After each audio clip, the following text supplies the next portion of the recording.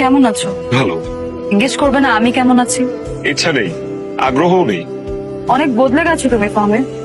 মানুষ মানুষ মরে গেলে পচে যায়, আর বেঁচে থাকলে বদলায়, কারণে অকারণে বদলায়। আমাদের ঝগড়ার কিছুদিন পরে আমি জানতে পেরেছিলাম যে ওই মেয়েটার সাথে তোমার কোনো সম্পর্ক ছিল না।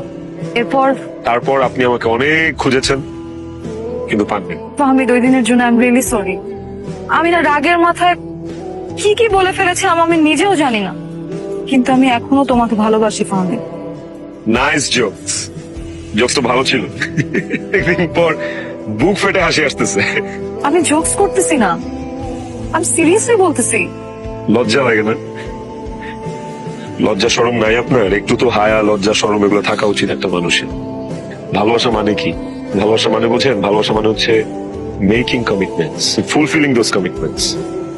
একজন আরেকজনের উপর দায়বদ্ধতা, সবসময় ভালোবাসা মানুষের ভালো চাওয়া, সুখ দুঃখ ভাগাভাগি করে নেন। আরে কি বলি, এইসব ছিটে ফোটাও তো আপনার মধ্যে নাই, ছিল না। ফাহমি প্লিজ আমাকে বোঝার একটু চেষ্টা করো। আপনি কি ভুলে গেছেন ওইদিন আমাকে আপনি কি কি বলেছিলেন? অনেক কথা বলেছি, স্পেশালি ওই কথাটা, স্ট্যাটাস। ভালোবাসার স্ট্যাটাস দেখে হয়, তাই না? এরকমই তো একটা কথা ছিল। সরি টু সে, এখন আমার আর তোমার, আই মিন আপনার, আমার আর আপনার স্ট্যাটাস এর মাঝখানে যোজন যোজন দূরত্ব, অনেক ডিস্টেন্স। আমি আর ওই ফামিদ নাই যে ফামিদকে আপনি রাস্তায় ফেলে চলে গেছিলেন। This is a complete different man. এই ফামিদ অন্য ফামিদ।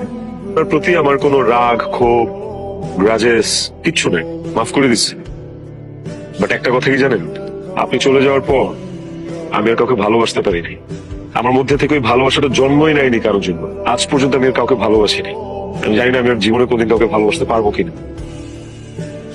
সুন্দর লাগতেছে। ঠিক আছে।